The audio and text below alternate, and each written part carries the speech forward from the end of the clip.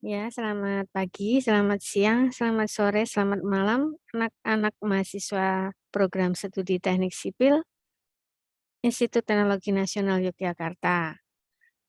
Ketemu kembali dengan Ibu Veronica di mata kuliah Utilitas Bangunan pertemuan dengan topik pertemuan adalah fire protection. Ya, sebelumnya Ibu sudah sampaikan bahwa eh, tim teaching ya utilitas bangunan, yaitu beliau Bapak Anggi Hermawan STMN dengan Bu Vero Nika Diana Anis Anggorowati STMT itu Bu Vero sendiri. Dan sebelum materi persiapan UTS itu Ibu Vero yang ampuh, Ibu Veronika yang ampuh. Kemudian materi menjelang persiapan ujian akhir semester diampu oleh beliau Bapak Anggi Hermawan STMN. Nah, topik kali ini adalah fire protection. Fire protection. Anak-anak, perencanaan fire protection merupakan satu kesatuan sistem dan suatu keharusan pada konsep perencanaan bangunan tinggi. Kemudian, ada bahaya-bahaya yang harus ditanggulangi pada kondisi kebakaran ya, yaitu bahaya panik, bahaya asap, bahaya api. Bahaya panik itu terhadap manusia, saling manusia dengan manusia yang lainnya. Bahaya asap terhadap manusia juga.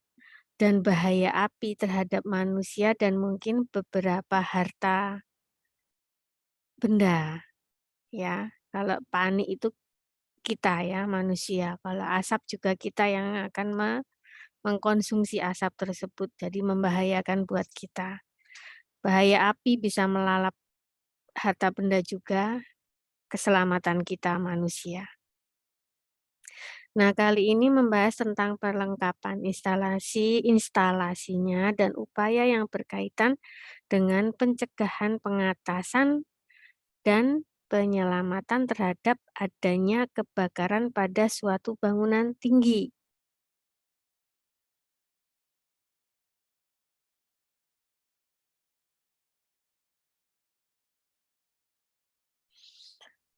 Ada 8 tindakan ya dalam perencanaan fire protection. Pemilihan bahan struktur dan pengisian non-combustible atau tahan api. Jadi pengertian tahan api adalah bahan yang tahan tidak terbakar selama 3 jam. Itu sudah dianggap tahan api, 3 jam. Ya. Jadi sehingga selama itu segera dapat dilakukan upaya-upaya penyelamatan dan pengatasan terhadap kebakaran 3 jam itu. Ya. Kemudian yang kedua, mengurangi sedikit mungkin bahan-bahan yang mudah terbakar, terutama pada bagian-bagian yang sensitif atau berhubungan dengan suhu tinggi. Misalnya di mana itu kutak-kutaknya di dapur, ya, ruang mesin, ruang genset, dan sebagainya yang berhubungan dengan suhu tinggi. Yang ketiga, upaya sistem instalasi listrik yang memenuhi syarat penempatan pemutus arus atau sekring pada daerah-daerah sensitif, pemakaian bahan-bahan dan perlengkapan listrik yang memenuhi standar lah, ada standarnya.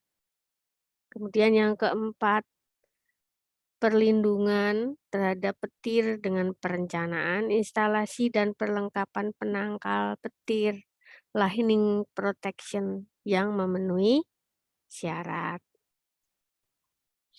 Ini prinsip bagan, prinsip bagan penangkal petir.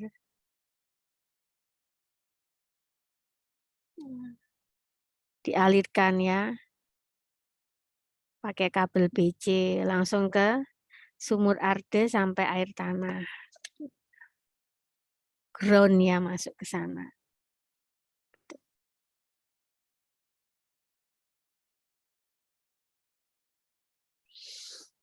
Tadi 4 ya, ada 8 kita. Ini yang kelima anak-anak.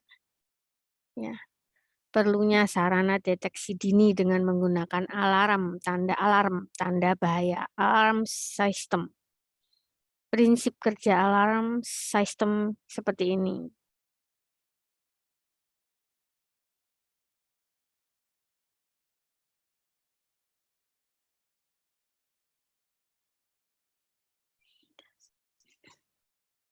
Suhu panas naik atau konsentrasi asap naik pada fire detector ya.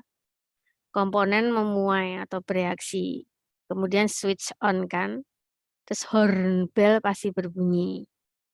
Nah, gitu. Jadi suhu panas kan ada muncul suhu panas. Set, konsentrasi asap naik kan pada fire detektornya, ditangkap oleh fire detector. Kemudian komponen memuai bereaksi, switch on untuk horn bell-nya berbunyi. Tet, tet, tet, tet. Sistem ini hanya memberitahukan adanya bahaya kebakaran melalui deteksi panas, belum mengatasinya. Jadi tidak untuk mengatasi, hingga masih harus dilengkapi dengan sarana pengatasannya. Tadi kan baru pendeteksi. Sekarang pengatasannya yaitu mungkin menggunakan fire extinguisher, ya. Ada kan yang merah-merah itu di gedung-gedung tinggi itu pasti ada di mana saja, di hotel atau di mana saja. Sprinkler atau fire hydrant. Hidran kita nyebutnya. Jadi fire extinguisher, sprinkler atau fire hydrant. Kemudian ada nih contoh-contoh jenis detektor ya. Jenis detektor itu ada smoke detektor, detektor asap itu, heat heat detektor, heat itu kan panas ya. Di detektor panas, flame detektor, ibu enggak punya gambarnya ya, flame detektor, detektor cahaya atau sinar. Jadi smoke detector ini kalian sering-sering bisa lihat ya di lobi-lobi itu di mana aja di hotel di atas itu pasti ada. Heat detector juga ada.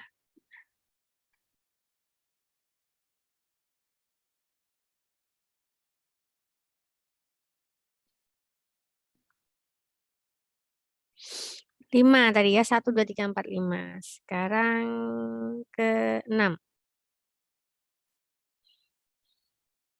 Perlunya perlengkapan automatic sprinkler system. Kita sebutnya ASS ya, kepanjangan nanti automatic sprinkler system ASS. Sistem ini merupakan sarana deteksi sekaligus upaya pengatasan terhadap kebakaran. Punya prinsip kerjanya ASS. Itu sebagai berikut. ASS, Automatic Sprinkler System, terdiri atas jaringan pipa-pipa horizontal pada langit-langit ruangan. Pada pangkalnya berhubungan dengan sumber air pipa utama tegak atau riser pipe pada shaft. Pada ujungnya merupakan outlet berupa sprinkler head atau nozzle. Bila suhu naik 57 hingga 206 derajat Celcius, maka sprinkler head otomatis akan terbuka. Otomatis terbuka ya, dan menyemburkan airnya.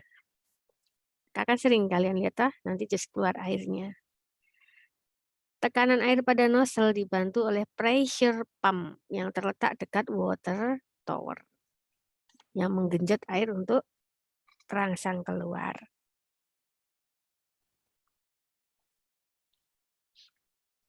Anatomi sprinkler head seperti ini. Tuh. Nah, ini kan sering ini kalau di hotel-hotel di gedung-gedung itu kan kita cuma lihatnya detektornya aja. Dalamnya ke dalam tuh di atas ditempelkan di atas atap itu. Dalamannya seperti ini, ada glass bulb, ada capsule. Nanti keluar airnya jika sudah mendetek adanya panas, bakaran, api, asap seperti ini.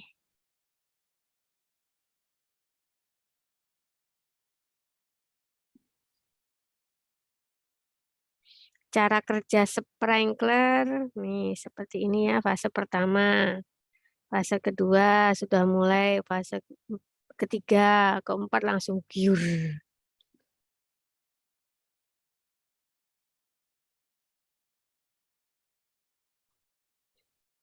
Nah, Ibu sampaikan juga bagan sprinkler system, bagan potongan sprinkler seperti ini, ya, bagan denah sprinkler. Jadi di titik-titik mana diletakkan sprinkler ya.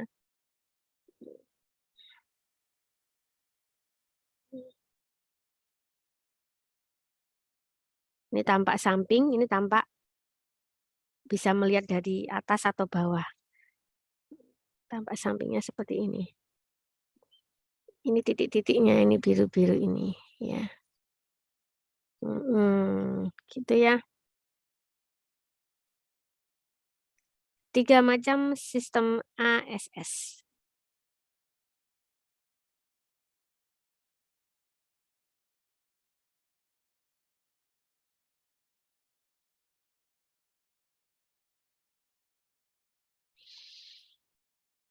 3 macam sistem automatic sprinkler system.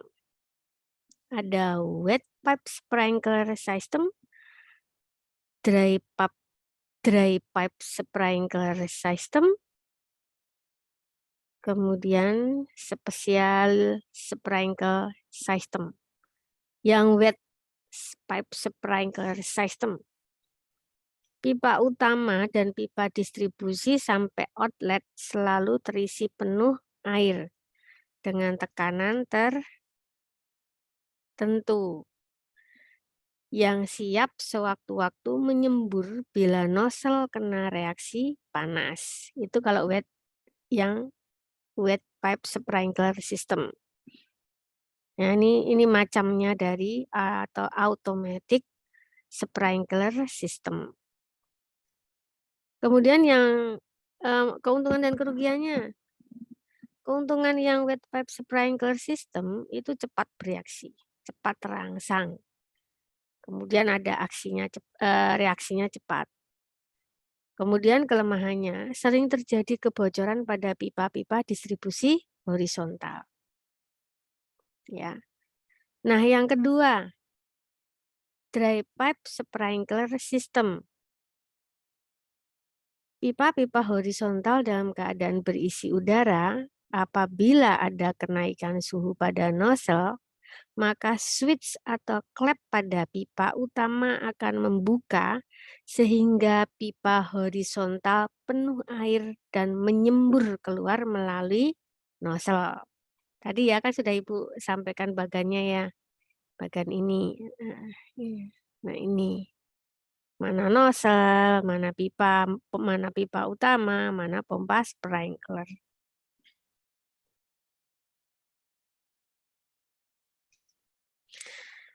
Ada keuntungannya juga dan kelemahannya nih di dry pipe sprinkler system. Keuntungannya, kemungkinan bocor sangat kecil. Ya, beda dengan yang wet pipe sprinkler system tadi. Ya, terus kelemahan untuk dry pipe sprinkler system. Kelemahannya, kemungkinan reaksi penyemburan air terhadap suhu panas kurang cepat. Nah, kebalikan nih dengan wet pipe sprinkler system. Dry pipe sprinkler system bertolak belakang dengan wet pipe sprinkler system. Ya. Nah, untuk dry pipe sprinkler system, sistem ini cocok untuk daerah yang mengalami musim dingin untuk mengurangi kemungkinan pembekuan air pada pipa horizontal.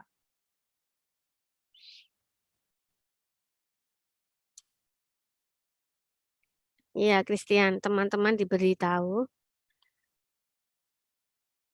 Ya, kemudian yang ada 3 sistem kan untuk automatic sprinkler system. Tadi kan sudah wet pipe, dry pipe, sekarang yang spesial sprinkler system.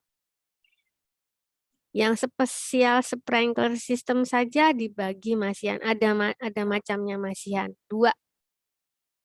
Ya. Spesial sprinkler system kita singkat menjadi triple S ya, SSS. Nah, SSS yang menggunakan kabut air, ya ada dua kan, dengan ini ya. Jadi spesial sprinkler system ada dua. Spesial sprinkler system itu bagian dari bukan bagian, macam salah satu macam dari automatic sprinkler system. Ketiga nih, macam ketiganya. Nah, spesial sprinkler system sendiri ada dua macam. Dengan kabut air, bukan cairan atau fog. Yang satunya dengan bahan dry chemical. Nah, kalau yang dengan menggunakan kabut air atau fog, bukan cairan ya, dengan kabut air ya, fog ya. Pada sistem ini, kabut air akan mengurangi sebaran panas. Ya, kemudian kabut air juga akan mengurangi atau mengikat O2 yang bersenyawa dengan api. Juga kabut air mengurangi kerusakan interior atau peralatan dibandingkan dengan semburan air. Kemudian juga spesial sprinkler system dengan media fog ini sangat cocok untuk ruangan yang banyak berisi kertas, dokumen, dan bahan lain yang rawan air. Cocok, karena kan tidak bahan air, tapi bahan kabut saja, fog. Jadi tidak membasahi dokumen-dokumen tadi. Nah, kalau yang spesial sprinkler system dengan bahan dry chemical, nah, sistem ini sangat cocok untuk ruangan sensitif. Misalnya ruangan mesin, ruang alat elektronik, ruang komputer, dan lain-lain. Prinsip bahan dry chemical adalah mengisolasi bahan atau barang yang belum terbakar dan mengurangi O2 pada barang yang sedang terbakar sehingga cepat padam.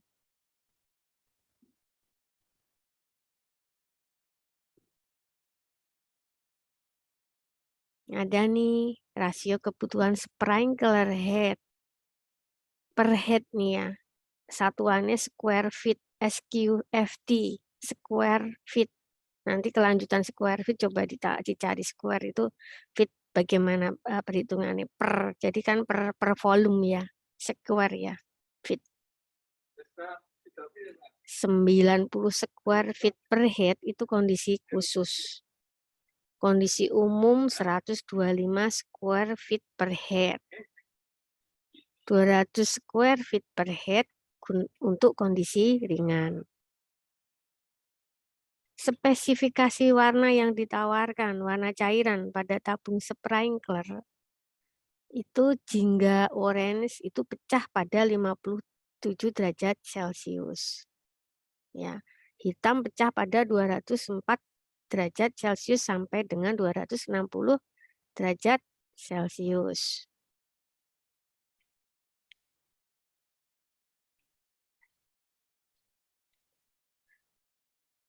Nah, sekarang yang ketujuh. Tadi sudah 1, 2, 3, 4, 5, 6, 7. Ada 8 kan? Ini ketujuh.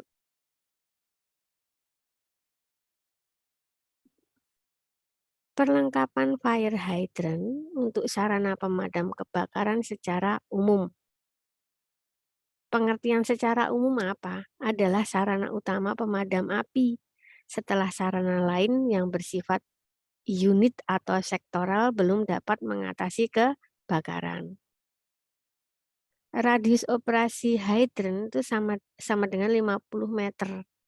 Dengan demikian jarak maksimal masing-masing hydrant adalah per 100 meter. Ya. Radius operasi diperhitungkan dari panjang selang air dan jauh pancaran air hidran, semburan air hidran. Fire hydrant itu ada dua.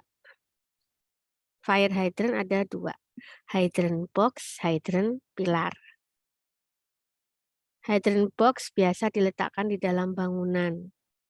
Hydrant pilar atau pole hydrant diletakkan di luar atau di halaman bangunan.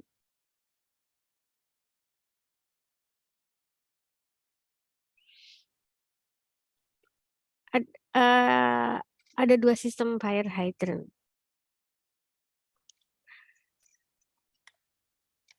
Gravity flow fire hydrant dan upfit fire hydrant. Gravity flow fire hydrant pada sistem ini, fire hydrant menggunakan sistem downfit distribution yang dibantu dengan booster pump. Upfit fire hydrant pada sistem ini, pompa hydrant dibantu dengan joki pump.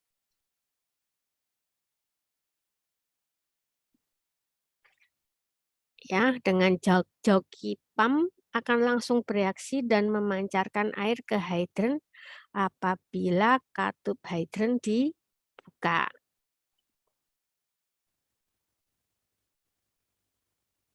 Yang kedelapan, anak-anak. Perlunya perencanaan emergency exit.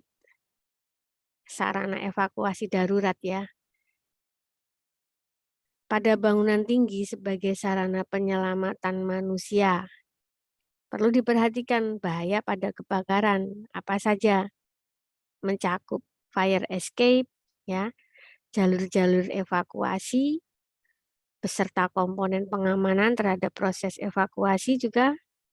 Misalnya nanti ada smoke vestibule, penunjuk arah keluar, lampu-lampu emergensi, dan lain sebagainya. Perlu diperhatikan.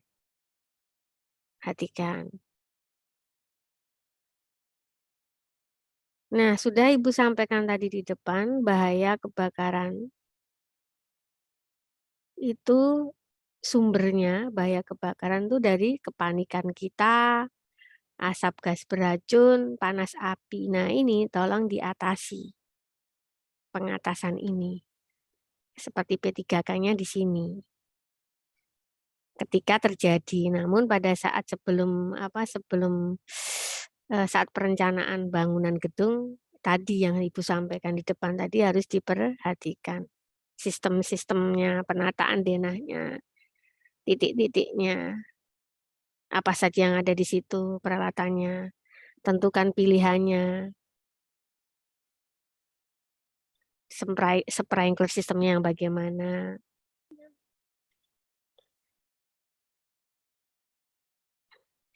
Contoh posisi pole atau pilar hydrant yang diletakkan di luar ya, di luar bangunan. Nah, ya 50 meter kan, 50 meter, 50 meter di luar gedung. Di per 100 meter baru ada pole hydrant.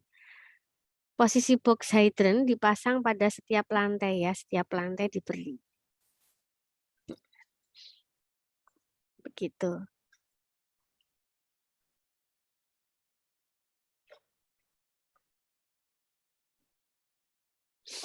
Prinsip-prinsip fire escape atau tangga kebakaran.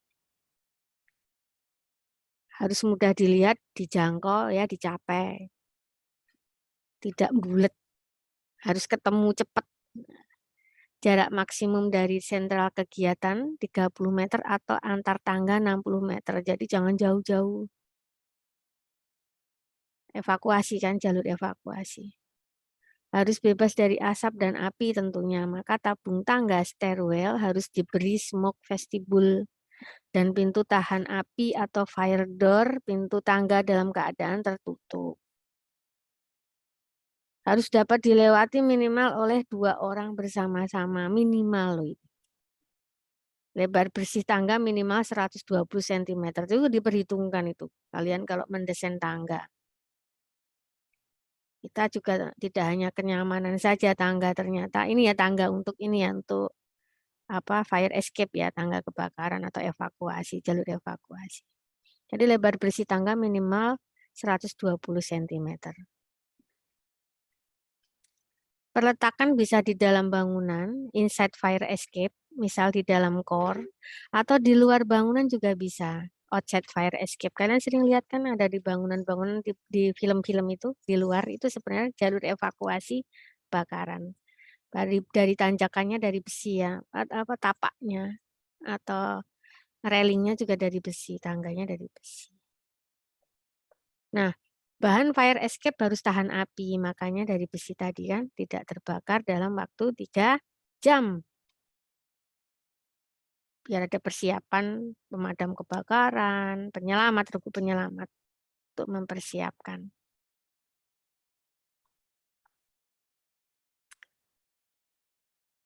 Posisi fire escape inside atau outside pada bangunan tinggi ya. Akses yang mudah pada fire escape seperti ini. Yang outside yang oranye itu ya. Yang inside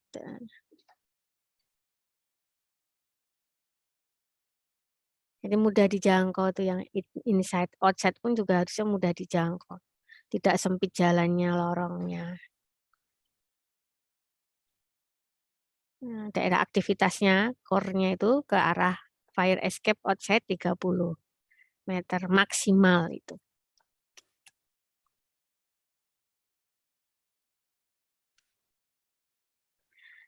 Nah, hampir usai ya perkuliahannya. Untuk resumnya, kita resum nih, fire protection. Resumnya ya, apa yang disampaikan Bu Vero tadi ya. Upaya pada fire protection.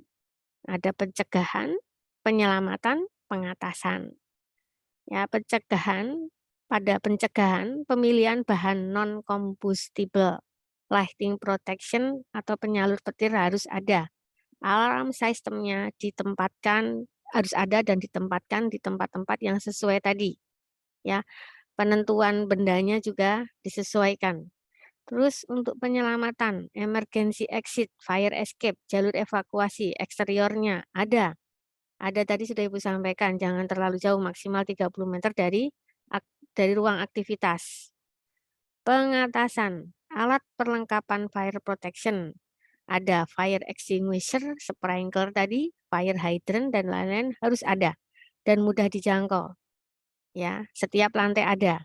Nah, pengatasan dengan sistemnya adalah sistem penguraian, pemisahan, pendinginan, isolasi atau lokalisasi, blasting effect atau efek ledakan. Tuh, penting ya.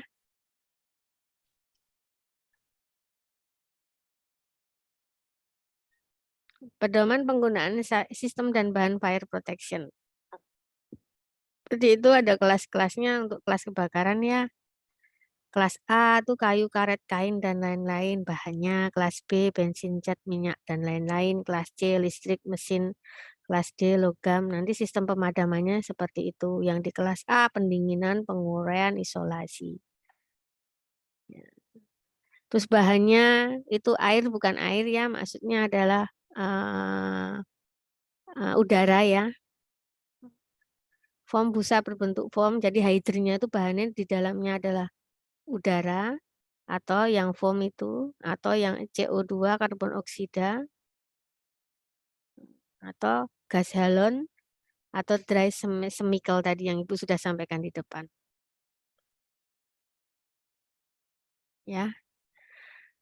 Begitu saja, mungkin ada pertanyaan. Christian Haniseno sama siapa tadi ya? Sempat maju. Ya, ada pertanyaan mungkin Christian? Hanif? Sena? Kalau tidak, Belum ada, Bu. tidak ada. Sena di mana nih kok kayaknya naik motor? Enggak, Bu. Saya di rumah. Di rumah. Ya, sudah sehat semua ya kalian ya? Ya, ya sudah. Ibu rasa seperti ini dulu, Seno, Christian. Nanti sampaikan ke teman-teman, Ibu akan